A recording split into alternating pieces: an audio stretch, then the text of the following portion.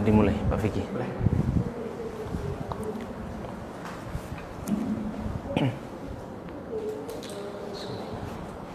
Assalamualaikum warahmatullahi wabarakatuh. Hamdan katsiran thayyiban mubarakan fihi kama yuhibbu rabbuna wa yardah.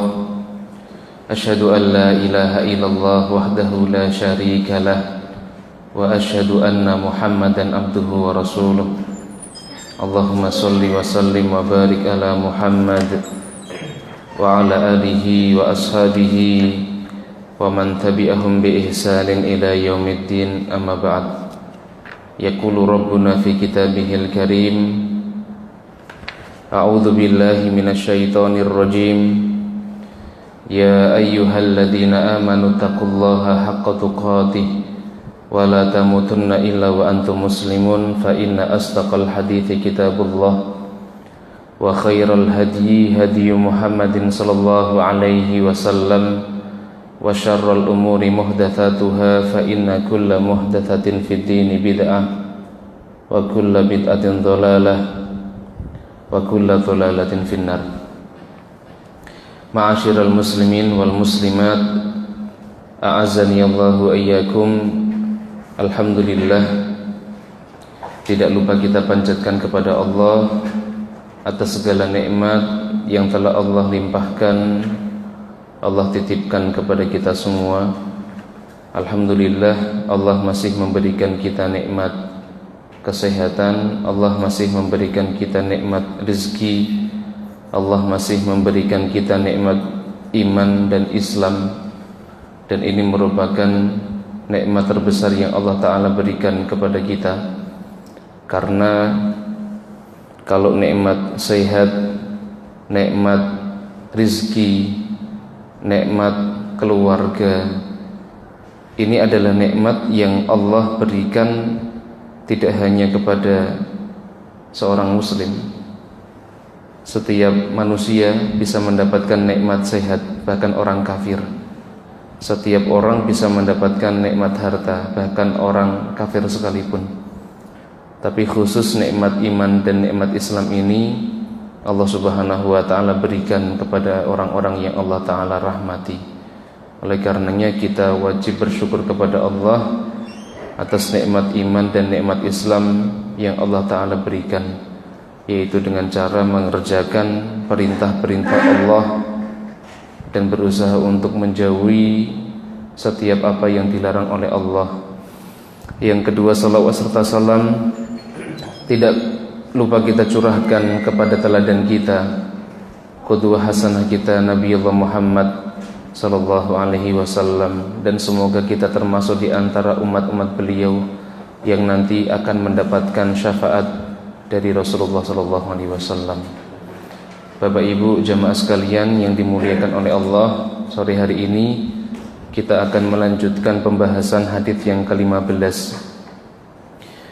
Hadits yang ke-15 ini berbicara tentang akhlak-akhlak yang mulia yang harusnya diperhatikan oleh setiap mukmin dan setiap muslim. Dan di hadits yang ke-15 ini sudah kita jelaskan di pertemuan sebelumnya poin yang pertama dan poin yang kedua. Akhlak yang pertama dan akhlak yang kedua. Saya bacakan matan haditsnya terlebih dahulu. Nanti insyaallah akan kita bahas poin yang ketiga. An Abi Hurairah radhiyallahu taala anhu anna Rasulullah sallallahu alaihi wasallam qala. Dari Abu Hurairah radhiyallahu taala anhu, Rasulullah sallallahu alaihi wasallam bersabda, "Man kana yu'minu billahi wal yawmil akhir falyakul khairan aw liyasmut." Barang siapa yang dia beriman kepada Allah dan hari akhir, maka hendaknya dia berkata baik atau diam. Wa man kana yu'minu billahi wal yawmil akhir falyukrim jarahu. Hendaknya dia memuliakan tetangganya. Wa man kana yu'minu billahi wal yawmil akhir falyukrim dhaifahu.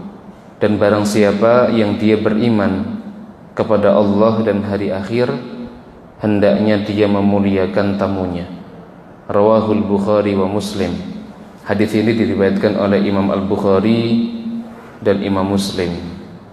Baik, jamaah sekalian yang dimuliakan oleh Allah, dari hadis ini kita bisa mengambil faidah yang begitu besar tentang amalan-amalan yang berkaitan dengan akhlak mulia yang Rasulullah SAW perintahkan kepada kita semua untuk memperhatikannya. Yang pertama berkaitan dengan lisan kita. Rasulullah SAW memerintahkan kepada kita semua, kalau kita bisa berkata baik, alhamdulillah. Tapi kalau kita tidak bisa berkata baik, maka Rasulullah SAW memerintahkan kita untuk diam.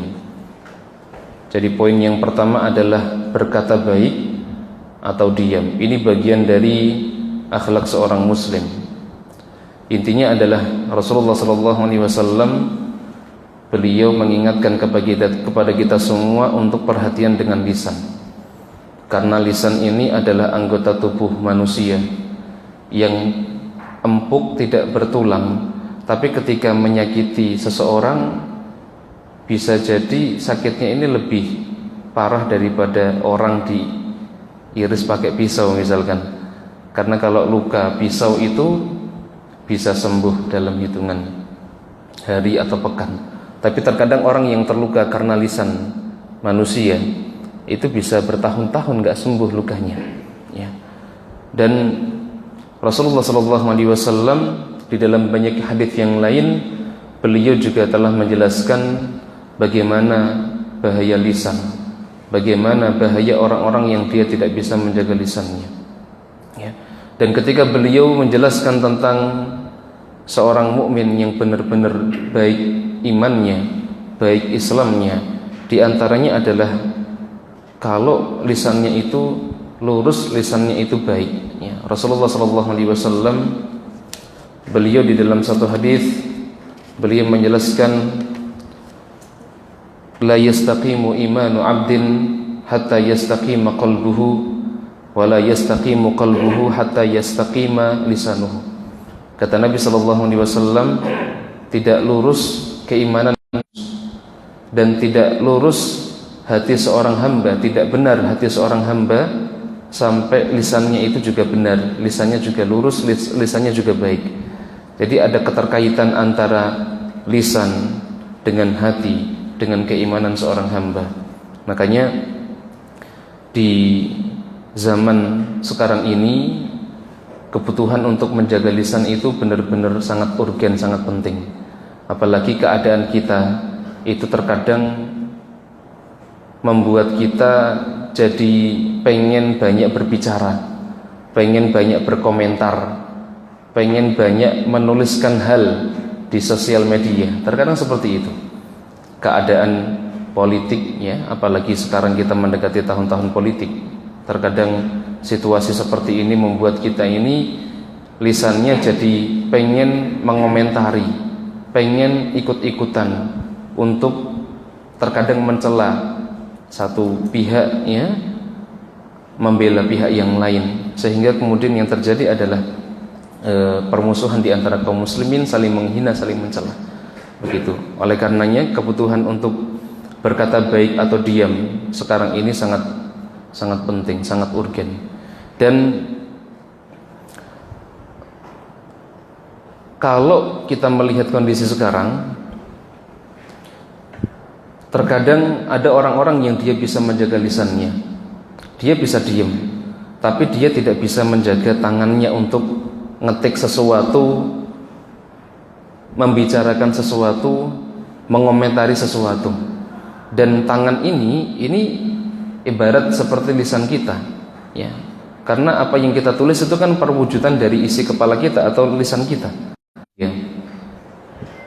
Menulis sesuatu, kemudian di tulisannya dia mencela orang atau menggibah orang. Nah, itu posisinya atau statusnya hampir sama seperti orang yang dia menggibah orang lain melalui lisannya, atau orang yang mencela orang lain melalui lisannya, begitu. Jadi jamaah sekalian dimuliakan oleh Allah Subhanahu wa taala, benar apa yang disampaikan oleh Rasulullah SAW, kalau kita tidak bisa berkata baik, lebih mending kalau kita diam saja. Kemudian yang kedua, di antara akhlak yang diperintahkan oleh Nabi SAW untuk kita perhatikan di hadis yang ke-15 ini adalah Rasulullah SAW memerintahkan kita untuk memuliakan tetangga. Ini sudah kita sampaikan, kita jelaskan di dalam surat An-Nisa ayat ke-36. Allah Subhanahu wa taala berfirman, wa'budullah wa la tusyriku bihi syai'a. Sembahlah Allah dan janganlah kamu menyekutukan Allah dengan sesuatu apapun. Ini kata Allah. Setelah itu Allah memerintahkan kita untuk wabil walidaini ihsana, dan berbuat baiklah kepada kedua orang tua. Wabidil kurba wal yatama wal masakin wal jari dil kurba wal jaril junubi. Setelah Allah memerintahkan kita untuk berbuat baik kepada kedua orang tua, Allah perintahkan kita untuk berbuat baik kepada karib kerabat. Wabidil kurba. Setelah itu wal yatama, anak-anak yatim, wal masakin, kemudian orang-orang miskin, wal jaridil kurba wal jaril junubi. Kemudian Allah perintahkan kita untuk berbuat baik kepada tetangga yang dekat maupun kepada tetangga yang jauh. Jadi perintah untuk berbuat baik diperintahkan oleh Allah bahkan di dalam Al-Qur'anul Karim. Kemudian berbuat baik kepada tetangga ini bisa dilaksanakan dengan dua hal. Yang pertama, memuliakan tetangga ini bisa dilakukan dengan dua hal. Yang pertama, dengan cara kita berbuat baik kepada tetangga-tetangga kita. Yang kedua adalah dengan kita tidak mengganggu tetangga kita. Ini diantara cara kita memuliakan tetangga. Yang pertama tadi apa? Berbuat baik kepada tetangga, berbuat ihsan kepada tetangga, ya. Dan para ulama, termasuk diantaranya adalah Al-Imam Al-Qurtubi, berbuat baik kepada tetangga. Beliau mengatakan perintah ini bukan hanya diperintahkan untuk berbuat baik kepada tetangga yang muslim saja, bahkan kepada tetangga yang dia tidak muslim sekalipun, tetangga yang kafir atau non muslim sekalipun, kita juga diperintahkan untuk berbuat baik, ya. Sehingga Rasulullah SAW pun beliau memberikan contoh kepada kita semua, di mana beliau berbuat baik kepada tetangganya, baik itu yang kafir maupun yang muslim. Seorang sahabat Nabi yang bernama Abdullah bin Amr bin Al-As, ketika keluarga beliau itu menyembelih seekor kambing, maka beliau bertanya kepada keluarganya. Apa yang ditanyakan beliau? Beliau mengatakan, ahdaitum li jarinal yahud. Abdullah bin Amr bin Al-As bertanya kepada keluarganya, apakah kita sudah memberikan hadiah atau membagikannya kepada tetangga kita yang Yahudi itu, ya. Kemudian beliau bertanya lagi, ahdaitum li jarinal yahud, apakah kalian sudah memberikan atau menghadiahkan sebagian daging kambing tadi kepada tetangga kita yang Yahudi, ya. Kemudian beliau melanjutkan, sami'tu Rasulullah sallallahu alaihi wasallam yaqul, ma zala Jibril yusini bil jari hatta dhanantu annahu sayuwarithuhu. Kemudian beliau mengatakan, sami'tu Rasulullah sallallahu alaihi wasallam yaqul, aku mendengar Rasulullah sallallahu alaihi wasallam bersabda, Jibril terus menerus berwasiat kepadaku untuk berbuat baik kepada tetangga, hatta dzanantu annahu sayuwarithuhu, sehingga aku mengira bahwa tetanggaku itu akan menjadi ahli warisku. Sampai-sampai Rasulullah SAW mengira tetangga beliau itu nanti akan menjadi tetangga yang berhak untuk menerima harta waris yang akan ditinggalkan oleh Nabiullah Muhammad SAW. Kita tahu yang berhak mendapatkan warisan itu adalah anggota keluarga kita, qurabah kita, kerabat-kerabat kita. Bahkan tidak semua kerabat itu mendapatkan warisan, kan? Ya.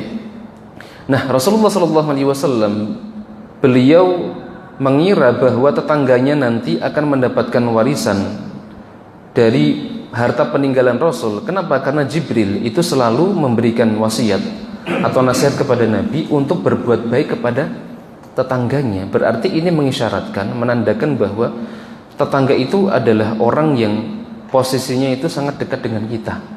Makanya sangat layak kalau seandainya tetangga-tetangga yang rumahnya tinggal di sekitar kita ini mendapatkan perlakuan baik dari diri kita, begitu. Dan perlakuan baik ini tidak harus menunggu kita memiliki harta yang banyak, memiliki uang yang banyak, memiliki sesuatu yang mewah. Tidak harus seperti itu. Rasulullah SAW beliau bahkan memberikan nasihat kepada sahabat beliau yang bernama Abu Dzar. Beliau mengatakan, ya Abu Dzar, idza tabakhtal maraqah, ya Abu Dzar, idza tabakhta maraqatan fa'akthir ma'aha wa ta'ahad jiranaka. Beliau mengatakan, wahai Abu Dzar, kalau engkau masak kaldu, masak sayur, fa'akthir maraqatan, ya, fa'akthir ma'aha, maka perbanyaklah kuahnya, perbanyaklah airnya. Wa ta'ahad jiranaka, dan berikanlah sebagiannya kepada tetanggamu. Rawahu Muslim. Hadis ini diriwayatkan oleh Imam Muslim. Dalam urusan yang terlihat sepele sekalipun, Rasulullah memerintahkan kepada para sahabat untuk berbagi kepada tetangga. Makanya kalau kita punya sesuatu, meskipun itu bukan sesuatu yang mewah, selama masih bisa kita bagi kepada tetangga, dibagi, ya, bagi kepada tetangga, ya. Ini cara yang pertama yang bisa kita lakukan untuk memuliakan tetangga. Yang kedua yang bisa kita lakukan adalah dengan tidak mengganggu tetangga kita, dengan tidak mengganggu, membuat tetangga kita merasa terganggu, ya. Dan ini bagian dari memuliakan tetangga. Rasulullah SAW beliau memberikan ancaman yang sangat tegas kepada orang-orang yang dia tidak bisa menjaga perasaan tetangganya. Rasulullah memberikan peringatan yang tegas kepada orang-orang yang hobinya itu membuat tetangganya itu tidak nyaman. Rasulullah bahkan mengatakan, wallahi la yu'min, wallahi la yu'min, wallahi la yu'min, sampai diulangi sebanyak 3 kali. Kemudian ada seorang sahabat yang bertanya, siapa wahai Rasulullah yang tidak beriman?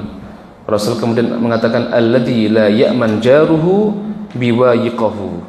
Rasulullah mengatakan, yaitu orang yang tetangganya merasa tidak aman dengan gangguannya. Dalam hadis yang lain, la yadkhulul jannah man la ya'man jaruhu biwa'iqahu.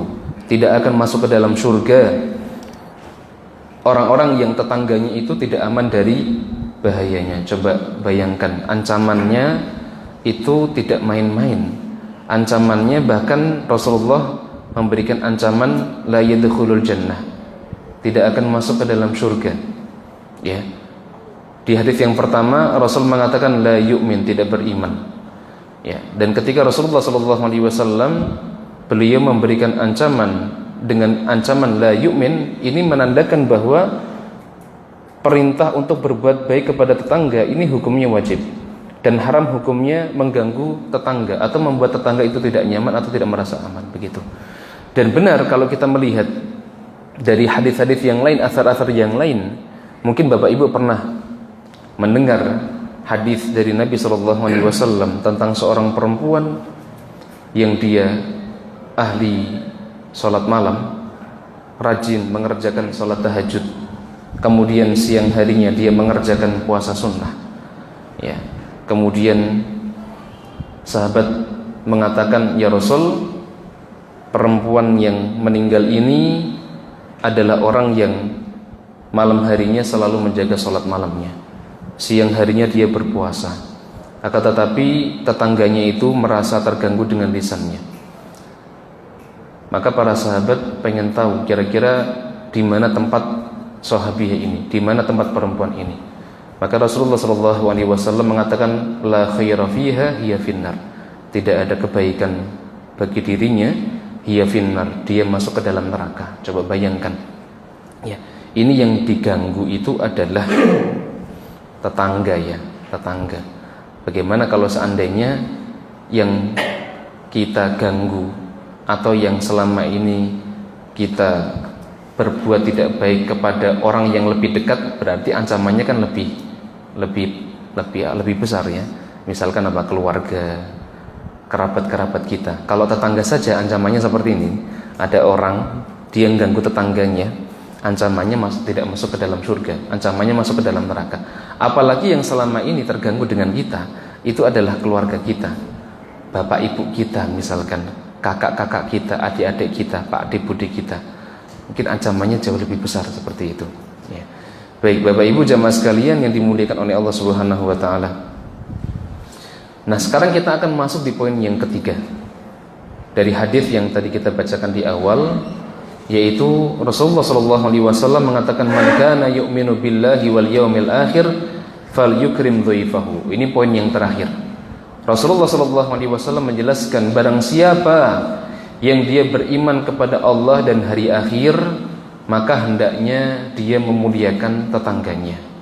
Baik, sebagaimana yang telah kita jelaskan di pertemuan sebelumnya, Rasulullah SAW beliau memulai dengan kalimat man kana yu'minu billahi wal yaumil akhir. Barang siapa yang dia beriman kepada Allah dan hari akhir. Di sini di antara faidahnya adalah Rasulullah SAW ingin menjelaskan bahwa orang-orang yang keimanannya terhadap hari akhir ini telah sempurna, atau salah satu di antara syarat sempurnanya keimanan seorang hamba terhadap Allah dan hari akhir itu adalah dengan cara dia memuliakan tamu. Dan Rasulullah SAW sengaja menyelipkan itu bagian dari tanda keimanan seorang hamba terhadap hari akhir, supaya orang-orang itu lebih bersemangat untuk memuliakan tamu. Karena orang-orang yang dia memuliakan tamu, insya Allah nanti di hari akhir Allah Subhanahu wa ta'ala akan menyiapkan pahala yang besar. Dan ini sengaja disampaikan oleh Nabi SAW, dikaitkan dengan iman kepada hari akhir, karena ketika seseorang itu memuliakan tamu butuh pengorbanan, dan tidak semua orang itu bisa melakukan. Kalau zikir, orang yang dia setiap orang bisa mengerjakan ya, orang kaya, orang miskin bisa mengerjakan ya. Tapi kalau memuliakan tamu, belum tentu orang-orang itu bisa melakukan. Kenapa? Karena terkadang ketika kita memuliakan tamu butuh yang namanya pengorbanan. Mungkin kita perlu berkorban dengan sebagian harta kita untuk kita belikan makanan supaya tamu kita merasa dihormati, tamu kita merasa diajeni, tamu kita merasa dimuliakan. Ya, makanya Rasulullah SAW memberikan gambaran bahwa orang-orang yang nanti memuliakan tamu, maka Allah Subhanahu wa ta'ala pada hari kiamat akan memberikan pahala yang besar. Begitu.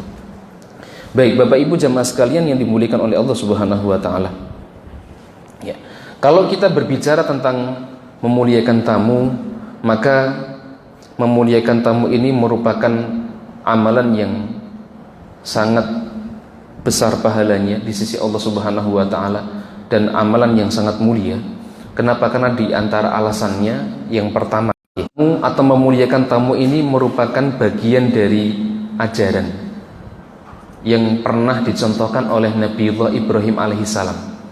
Bahkan diceritakan di dalam Al-Quran.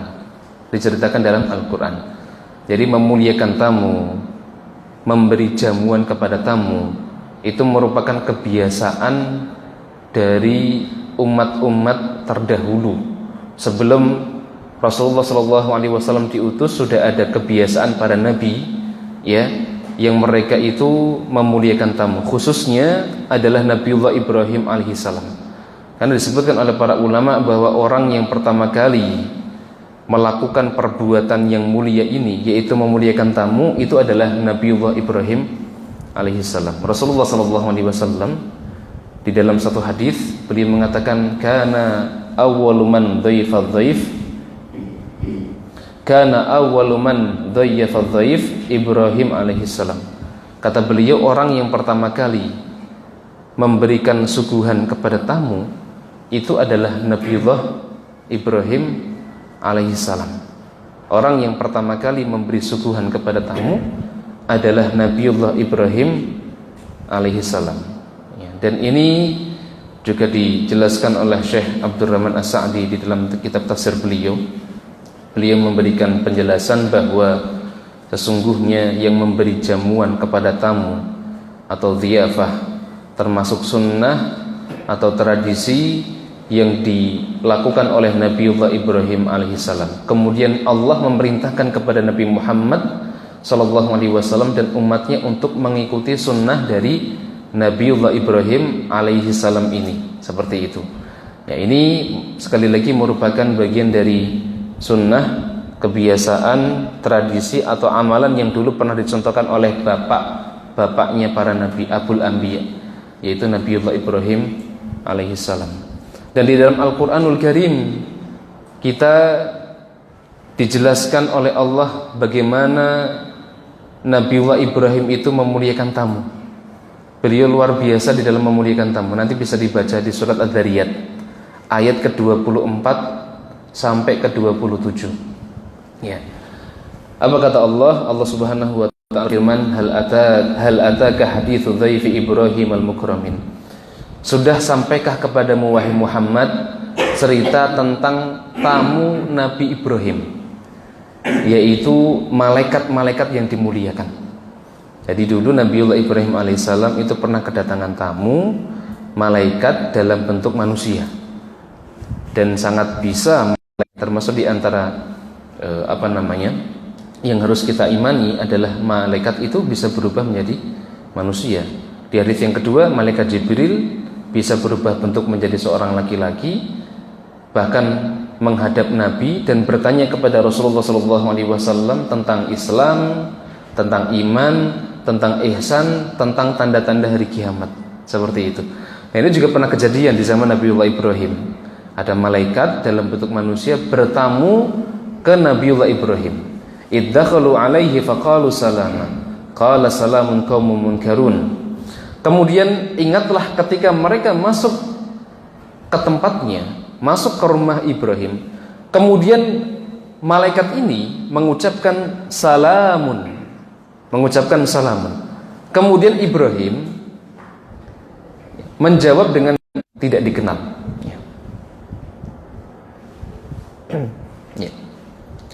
Faragha ila ahli faja'a bi'ijlin samin faqarrabahu ilaihim qala ala ta'kulun.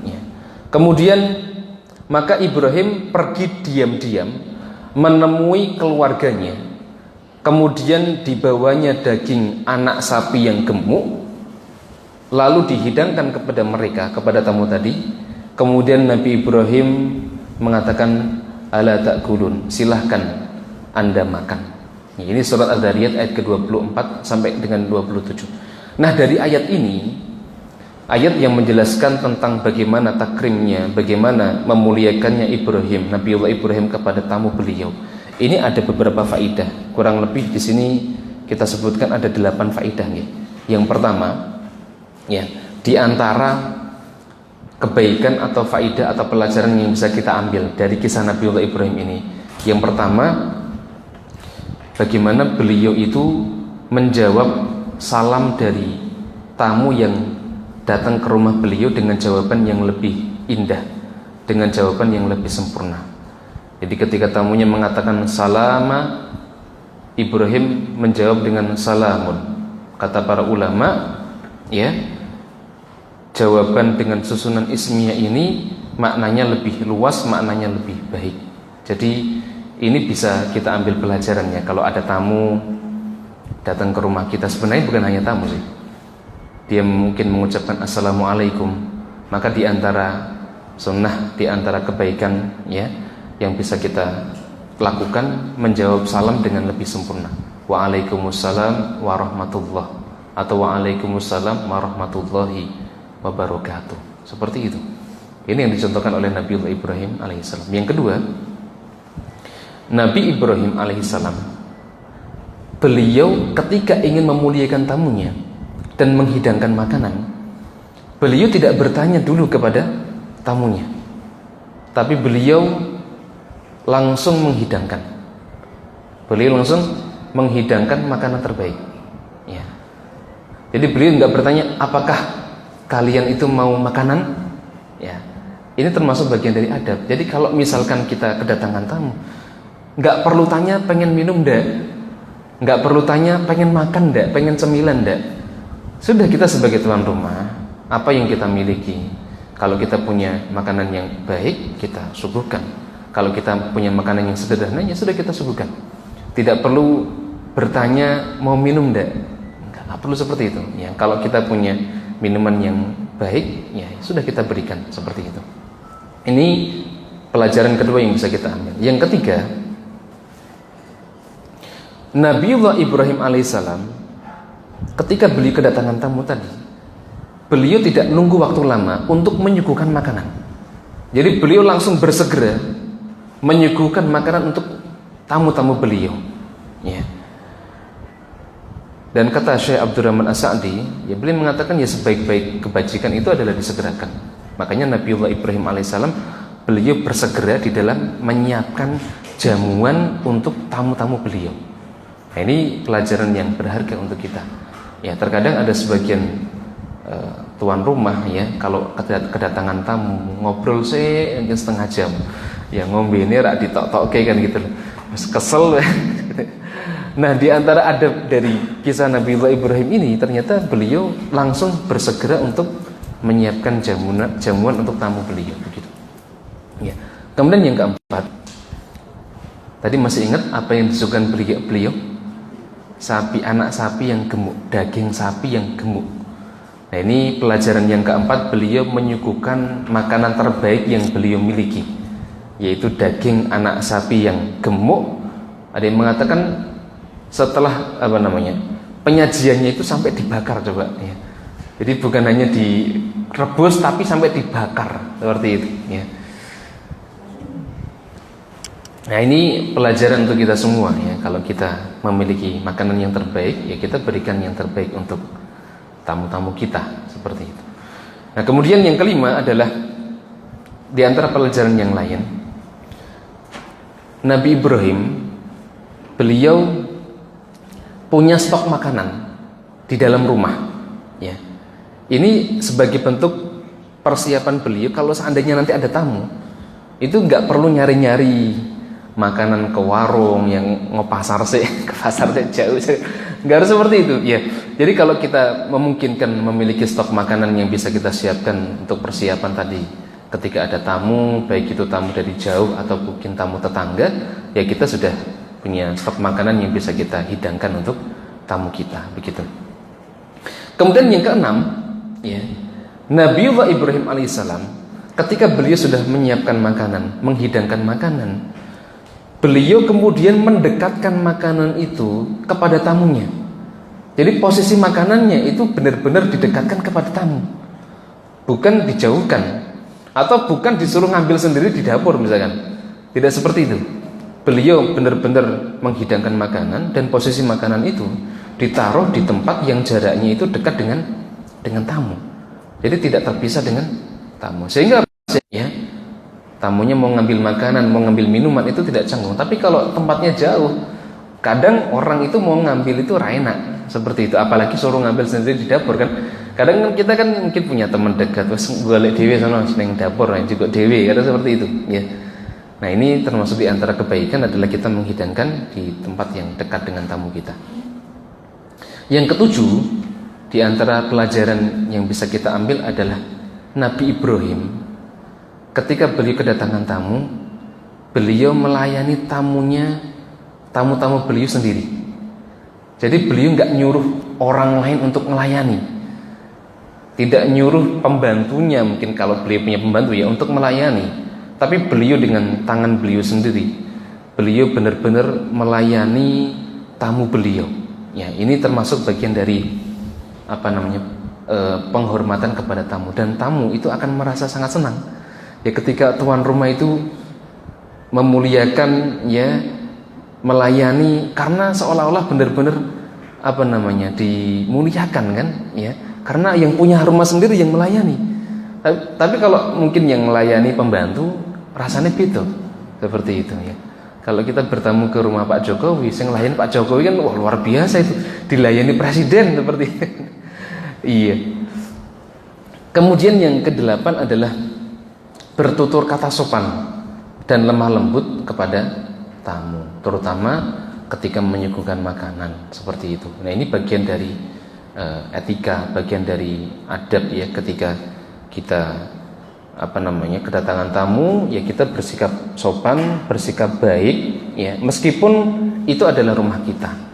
Jangan sampai mungkin kita asal berbicara, asal nyelemong yang mungkin bisa membuat tamu kita merasa canggung, tamu kita merasa tidak enak, tamu kita merasa mungkin tidak nyaman. Misalkan baru datang 1 menit sudah bilang aku anek pekerjaan oke, jos suwe-suwe misalkan ya. Nah, ini tentunya perkataan yang tidak sopan begitu. Ini diantara adab-adab yang bisa kita ambil, pelajaran penting yang bisa kita ambil dari kisah Nabiullah Ibrahim alaihissalam, bagaimana beliau itu menjamu tamu dengan sangat baik. Bapak Ibu jamaah sekalian yang dimuliakan oleh Allah Subhanahu wa taala ya. Selanjutnya akan kita sampaikan ya beberapa adab-adab ya yang secara umum mungkin bisa kita lakukan ya sebagai tuan rumah. Ketika kalau kita bagi secara umum ada 2 macam ya. Ada tamu yang dia berasal dari tempat yang jauh atau luar daerah ya, atau musafir ya. Kemudian ada tamu yang mungkin dia orang-orang sekitar, orang mukim di situ begitu ya. Kalau tamu yang dia sifatnya seorang musafir ya, maka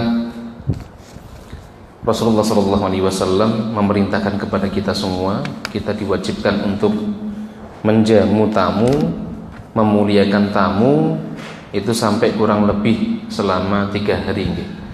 Rasulullah SAW di dalam satu hadis beliau mengatakan yaumuhu wa lailatuhu wa dhiyafatu 3 ayyamin fama kana wa, lebih dari itu adalah sedekah bagi tamu tersebut. Nah, dari sini kita bisa mengambil pelajaran ya, kewajiban untuk memuliakan tamu, menerima tamu dengan baik, menyuguhkan hidangan dengan baik itu selama 3 hari. Kalau lebih dari 3 hari, maka itu menjadi pilihan bagi kita. Seandainya kita tidak mau menerima tamu tersebut, itu hak kita. Misalkan sudah lebih dari 3 hari, dia masih tetap nginep, pengen nginep misalkan, maka sang tuan rumah atau si tuan rumah itu punya hak untuk memilih antara tetap menerima boleh, atau kalau seandainya tidak bisa menerima, ini juga bagian dari hak tuan rumah begitu, karena kewajiban untuk menerima tamu tadi, khususnya yang musafir, itu adalah selama 3 hari. Kemudian yang kedua adalah tamu mukim. Nah, di sini sebagian ulama mengatakan tamu mukim ini tidak wajib untuk kita kita izinkan tinggal di rumah ya selama 3 hari begitu. Kalau seandainya ada tamu yang dia orang-orang sekitar ya, atau orang mukim di sini ya, warga sini, seandainya kita mau menerima, boleh-boleh saja. Kalau seandainya kita tidak bisa menerima, mungkin karena kesibukan kita, ya sudah, itu juga boleh-boleh saja, karena ini sifatnya sunnah dan tidak wajib. Kewajiban kita tadi adalah menerima tamu yang dia musafir, berasal dari tempat yang jauh, karena ya memang melihat dari maslahat dan madharatnya. Kalau orang-orang yang dia datang dari jauh, dari Kalimantan datang ke rumah kita, tujuannya pengen bertamu, sudah sampai sini kon mulih, coba bayangkan orang sakit ya, seperti itu. Makanya Ya, Islam untuk sebagai tindakan pencegahan, ya, mendolimi orang lain, memberikan madarat kepada orang lain, diberikan perintah untuk memuliakan tamu selama 3 hari. Kemudian ada beberapa catatan yang lain yang bisa kita perhatikan. Yang pertama adalah menerima tamu dengan baik, ya, menerima tamu dengan baik. Jadi kalau ada tamu, ya kita terima dengan sebaik mungkin, kita terima dengan senyuman, kita terima dengan perlakuan yang baik, ya. Dan Nabi Muhammad SAW beliau memberikan contoh dan teladan. Bagaimana ketika beliau kedatangan tamu, disebutkan, ya, dari Jarir bin Abdillah, ya, beliau mengatakan, qala wala ra'ani illa dhahika. Beliau mengatakan, sejak aku masuk Islam, Rasulullah SAW tidak pernah menolak saya untuk bertamu dan berkunjung ke rumah beliau, dan beliau selalu tersenyum ketika melihat saya. Jadi ketika Jarir bin Abdillah itu bertamu ke rumah Nabi SAW, berapa kali pun beliau datang ke rumah Nabi, Rasulullah selalu menerimanya dengan baik. Bahkan Rasulullah menerimanya dengan senyuman. Beliau menerima dengan baik. Beliau menunjukkan akhlak yang mulia kepada tamu-tamu beliau. Ini yang bisa kita lakukan yang pertama. Yang kedua adalah menjamu, ya. Ini sama seperti yang tadi kita jelaskan, ya, sebagaimana yang dicontohkan oleh Nabiullah Ibrahim alaihissalam. Beliau menjamu tamu dengan baik, bahkan beliau memberikan jamuan yang paling spesial, yaitu daging anak sapi yang gemuk, ya. Kemudian di dalam satu hadis Rasulullah SAW, ya, pernah menyampaikan, ya, Anil Miqdam bin Ma'di Kariba Abi Karima anin Nabi SAW, ayyuma muslim adhafa qauman fa asbah dhaif mahruman fa inna haqqa ala kulli muslim nasrahu hatta ya'khudha. Apa nih tulisannya enggak jelas nih. Bikira lailatihi min zar'ihi wa malihi. Nabi SAW beliau pernah bersabda, seorang muslim yang bertamu kepada suatu kaum dan pagi harinya tamu itu dalam kaumnya hingga ia mengambilkan jamuan malamnya dari tanamannya dan hartanya. Ini takkid dari Nabi SAW, ya, kaitannya dengan perintah untuk menjamu tamu, ya. Kemudian di antara adab yang lain adalah mengiringi tamu, ya, ketika pulang ke rumah. Jadi kalau seandainya ada tamu bertamu ke rumah kita, sudah kita jamu, tugas kita tidak hanya sampai di situ, termasuk kita juga punya tugas untuk mengiring sampai ke depan rumah, ya. Ini di antara bagian dari adab, ya, bukan terus dijarke balik ke dewe, ya. Ya, mungkin kita tinggal pergi ke kamar mandi, bisa udah kamu pulang aja, seperti itu. Ini bagian dari adab. Dan, ya, secara umum tadi telah kita jelaskan, ya, di poin bagaimana contoh dari Nabiullah Ibrahim alaihissalam. Baik. Kemudian sebenarnya ada juga, ya, yang perlu untuk kita perhatikan kaitannya dengan adab-adab orang yang mau bertamu. Kalau tadi kan adab dari tuan rumahnya.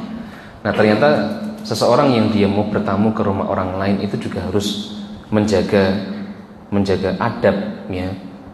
Dan Rasulullah SAW, ya, itu beliau pernah kedatangan tamu, ya, seorang laki-laki Badui bertamu ke rumah Nabi SAW. Kemudian laki-laki Badui ini tidak menjaga adab. Nah, peristiwa ini bahkan sampai kemudian diceritakan oleh Allah Subhanahu wa taala di dalam Al-Qur'anul Karim, ya. Nanti bisa dibaca di surat Al-Hujurat ayat keempat, ya, surat Al-Hujurat ayat keempat dan kelima. Ini kisahnya apa? Ya, saya bacakan ayatnya. Innal ladzina yunadunaka min wara'il hujurati aktsaruhum la ya'qilun. Allah Subhanahu wa taala berfirman, sesungguhnya orang-orang yang memanggil kamu dari luar rumahmu, kebanyakan mereka itu la ya'qilun, mereka tidak berakal, mereka tidak mengerti. Di dalam tafsir As-Sa'di, Syekh Abdurrahman As-Sa'di, beliau menjelaskan tentang asbabun nuzul ayat ini. Asbabun nuzul ayat ini itu bercerita tentang seorang laki-laki Badui. Orang Badui itu kan orang yang tinggalnya di kampung pelosok. Dia datang ke rumah Nabi Shallallahu Alaihi Wasallam, ya. Dan Nabi Shallallahu Alaihi Wasallam pada waktu itu berada di dalam rumah bersama dengan istri beliau, ya. Kemudian laki-laki Badui ini bertamu dengan cara yang kurang baik, kurang sopan, ya, kurang sabar, ya. Tidak nunggu Rasulullah Shallallahu Alaihi Wasallam keluar rumah, ya. Kemudian laki-laki Badui ini memanggil Nabi dengan suara yang keras dari luar rumah beliau. Ya Muhammad, ya Muhammad, gitu. Wahai Muhammad, wahai Muhammad. Ya, maksudnya dia pengen supaya Nabi Muhammad itu keluar menemui mereka, tapi dengan cara gembor-gembor gitu, teriak-teriak. Ya Muhammad, seperti itu. Maka Allah mencela perbuatan ini, ya, karena ini merupakan bentuk etika yang tidak sopan, apalagi terhadap Nabiullah Muhammad Rasulullah Sallallahu Alaihi Wasallam, Rasul yang mulia. Bahkan beliau juga kepala negara kan, bertamu ke presiden kok Jokowi kan kamu kan harus pakai surat dulu dan lain sebagainya, ya, dengan cara yang baik. Apalagi ini Rasulullah Sallallahu Alaihi Wasallam, ya. Maka kemudian di ayat yang kelima Allah Subhanahu wa taala mengatakan walau annahum sabaru hatta takhruja ilaihim lakana khairal lahum wallahu ghafurur rahim. Dan kalau sekiranya mereka sabar sampai kamu keluar menemui mereka, sesungguhnya itu lebih baik bagi mereka, dan Allah Maha Pengampun lagi Maha Penyayang. Coba bayangkan, ya. Ini Allah berfirman di dalam Al-Qur'an, ya, karena disebabkan peristiwa orang-orang Badui yang dia bertamu tapi tidak menjaga adab. Berarti di antara pelajarannya adalah kita ini sangat ditekankan untuk menjaga adab kita ketika bertamu ke rumah orang. Sampai-sampai saking pentingnya masalah ini, Allah menjelaskan di dalam Al-Quran kaitannya dengan adab di dalam bertamu. Makanya Rasulullah SAW beliau memberikan rambu-rambu, ya, bagi orang-orang yang dia mau bertamu itu harus menjaga adab-adabnya. Di antaranya Pak Ustadz, yang pertama yang bisa kita perhatikan, minta izin kalau kita mau bertamu. Minta izin itu maksimal 3 kali. Jadi kalau kita mau bertamu ke rumah orang, ya minta izinnya atau salamnya lah, biasanya minta izinnya ya 3 kali, ya. Rasulullah SAW di dalam satu hadis yang diriwayatkan oleh Imam Al-Bukhari dan Imam Muslim, ya, beliau mengatakan al-isti'dzanu thalathun fa in udhina laka wa illa farji. Rasulullah mengatakan izin masuk rumah itu sebanyak 3 kali. Jika diizinkan, masuk. Tapi jika tidak diizinkan, farji, silakan pulang. Rawahul Bukhari wa Muslim. Hadis ini diriwayatkan oleh Imam Al-Bukhari dan Imam Muslim. Jadi kalau kita bertamu ke rumah orang, sudah manggil-manggil atau sudah salam sampai lebih dari 3 kali misalkan, atau 3 kali, ya sudah, barangkali tuan rumahnya itu lagi sibuk, barangkali lagi banyak pekerjaan, barangkali mau pergi misalkan, sehingga belum siap untuk ditemui. Maka kalau kita sudah minta izin 3 kali dan tidak ada izin, ya sudah, pulang, seperti itu. Yang kedua adalah mengucapkan salam dan minta izin masuk, ya. Mengucapkan salam dan minta izin masuk, ya. Jadi jangan asal masuk ke rumah meskipun itu adalah rumah saudara kita, ya. Terkadang karena hubungan persaudaraan kerabatnya, mungkin Pak D-nya, rumah Pak D-nya, langsung asal masuk, padahal kita tidak tahu, barangkali di situ ada orang di dalam rumah yang belum siap untuk dilihat oleh orang lain. Misalkan mungkin auratnya belum tertutup, anaknya Pak D kita, anaknya Bude kita, seperti itu. Makanya jangan asal masuk rumah, tetap mengucapkan salam dan minta izin, ya. Allah Subhanahu wa taala di dalam surat An-Nur ayat ke-27 berfirman, ya ayyuhalladzina amanu la tadkhulu buyutan ghayra buyutikum hatta tasta'nisu wa tusallimu ala ahliha dzalikum khairul lakum la'allakum tadhakkarun. Kata Allah Subhanahu wa taala, wahai orang-orang yang beriman, janganlah kalian memasuki rumah yang bukan rumahmu sebelum meminta izin. Sebelum meminta izin dan memberi salam kepada penghuninya. Ya. Ini jelas ya, bahkan di dalam Al-Quran disebutkan nggak boleh masuk rumah sebelum minta izin dan memberi salam kepada penghuninya. Yang demikian itu lebih baik bagimu agar kamu selalu ingat, ya, agar kamu selalu ingat. Ya. Dan pernah ada satu kejadian ya, seorang sahabat Nabi, hadits ini diriwayatkan oleh Imam Abu Dawud dan At-Tirmidzi, derajatnya hasan. Ada seorang sahabat Nabi, dia masuk ke rumah Rasulullah SAW, ya, tapi tanpa mengucapkan salam, ya, tanpa mengucapkan salam. Kemudian Rasulullah SAW berkata kepada laki-laki ini, ya, irji, ya, ukhruj, silakan keluar, ya, dan ulang lagi. Kemudian ucapkan assalamualaikum, ya, ucapkan assalamualaikum. Ya.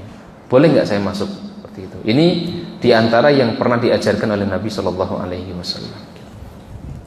Kemudian selanjutnya,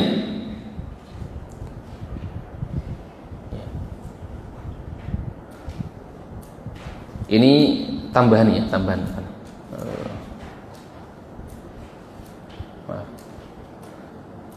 Kenapa kita diperintahkan untuk meminta izin?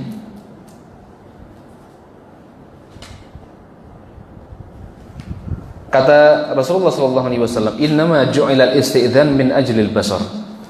Sesungguhnya disyariatkan minta izin itu adalah karena untuk menjaga pandangan. Menjaga pandangan. Tadi yang kita sampaikan. Kenapa perlu minta izin? Ya untuk menjaga pandangan. Jangan sampai kalau kita belum diizinkan main asal masuk, sedangkan di situ sekali lagi ada aurat orang-orang yang harusnya tidak boleh kita lihat, ternyata terlihat gara-gara tadi kita asal masuk, seperti itu. Ini diantara alasan bahkan disebutkan oleh Nabi Shallallahu Alaihi Wasallam dalam hadits yang diriwayatkan oleh Imam Al-Bukhari dan Imam Muslim. Ya. Kemudian yang ketiga, kalau kita ngetuk pintu, ketuklah dengan ketukan yang tidak mengganggu. Ya. Ketuklah dengan ketukan yang tidak mengganggu. Jangan main asal gedor-gedor ya.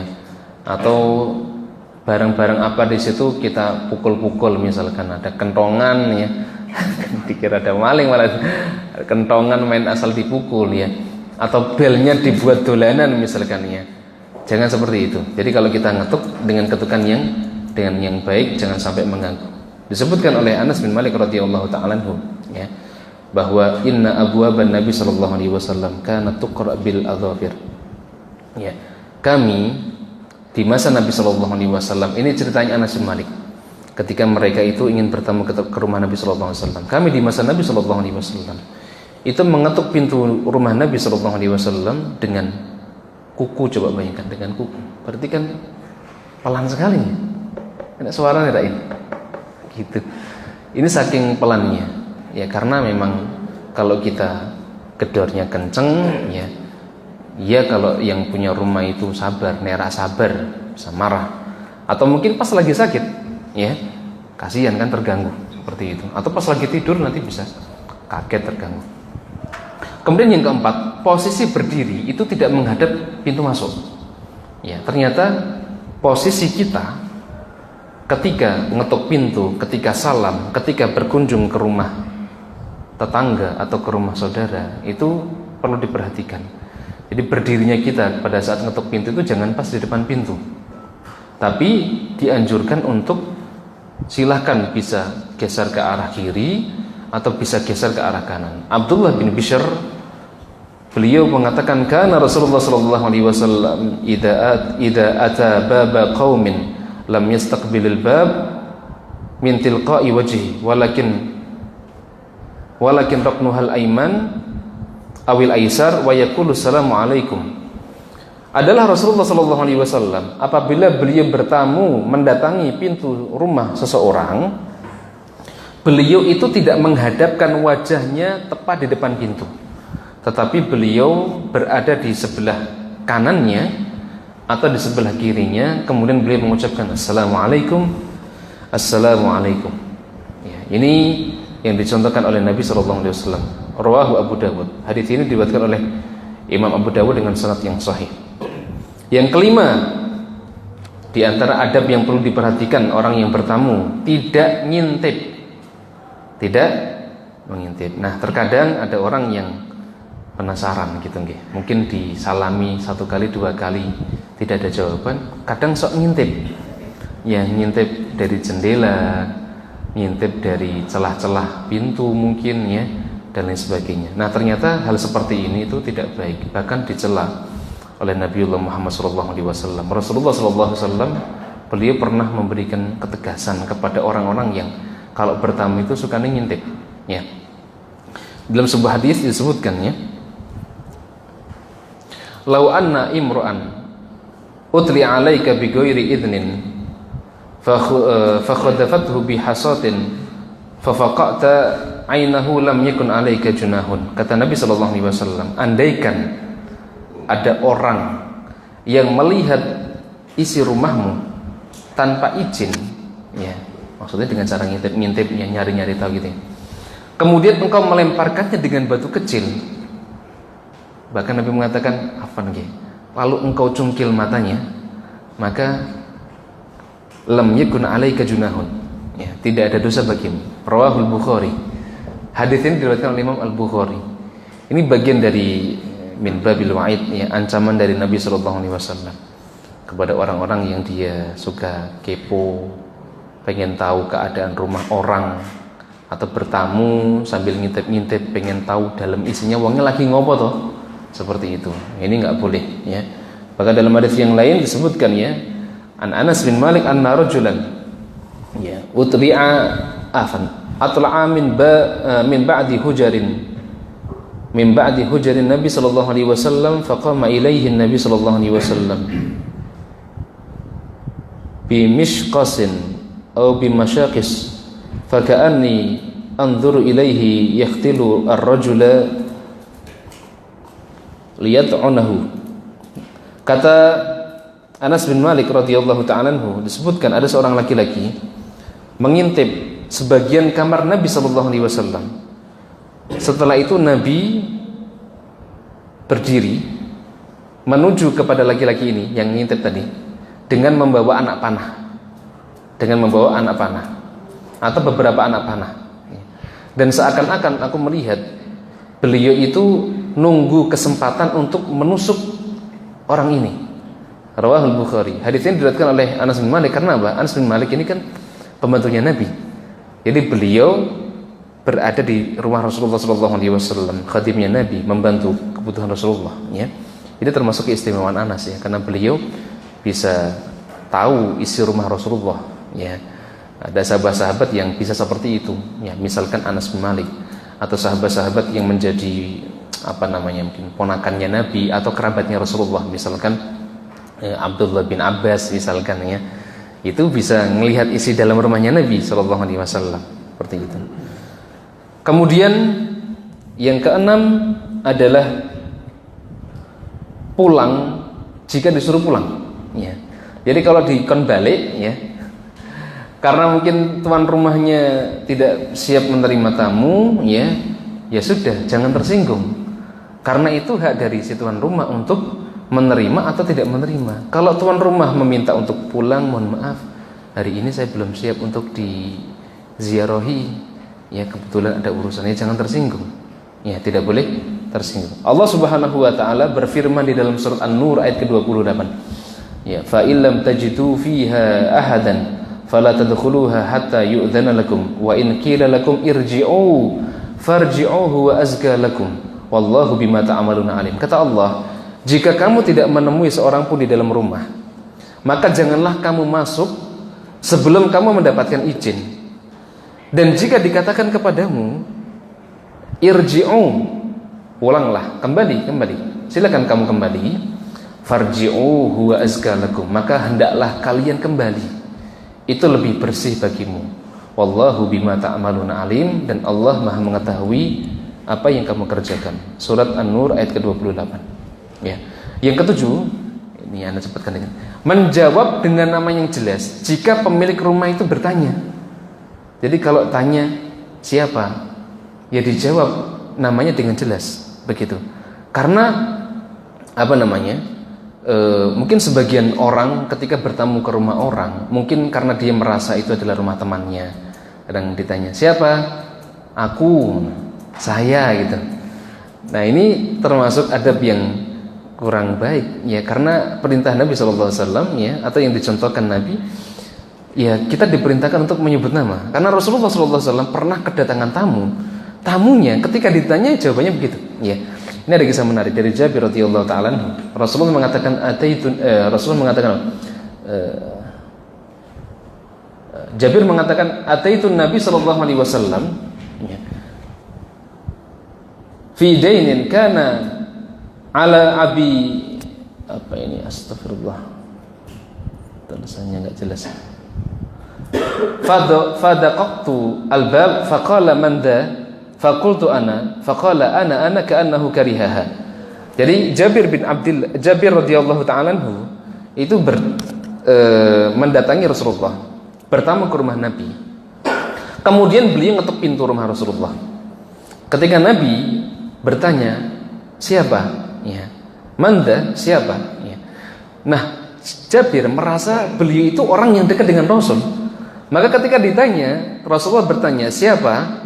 Dia mengatakan, faqultu ana Rasul, saya, gitu. Maka faqala ana faka'annahu kariha. Maka Rasul mengatakan, saya, ya. Jabir kemudian mengatakan seolah-olah Rasulullah itu tidak suka kalau saya itu mengatakan ana. Saya menjawab dengan jawaban ana. Jadi Rasulullah sampai mengatakan saya, ya. Bahasa kita nih aku gitu loh. Ya, sebutkan nama, bukan aku, gitu. Ya, ini seolah-olah Rasulullah itu tidak senang kalau Jabir mengatakan ana. Rawahul Bukhari wa Muslim. Hadits ini diriwayatkan oleh Imam Bukhari dan Imam Muslim. Yang ke-8, bila harus menginap maksimal 3 hari, tadi sudah kita jelaskan. Yang ke-9, perhatikan keadaan tuan rumah, ya. Nah, tentunya kita sebagai tamu ya perlu untuk melihat situasi dan kondisi. Kalau tuan rumah lagi repot, ya mungkin kita perlu sadar diri. Ya, kalau seandainya tidak bisa mungkin ditunda hajahnya, keperluannya, ya mungkin bisa bertamu nanti. Atau si tuan rumah mungkin sedang sakit, atau si tuan rumah mungkin mau pergi, ya kita harus tahu keadaan, tahu posisi. Atau si tuan rumah mungkin sudah tidak merasa nyaman karena kita sudah terlalu lama di rumahnya, sudah ngasih kode sorry ya, rak peka-peka misalkan, ya. Maka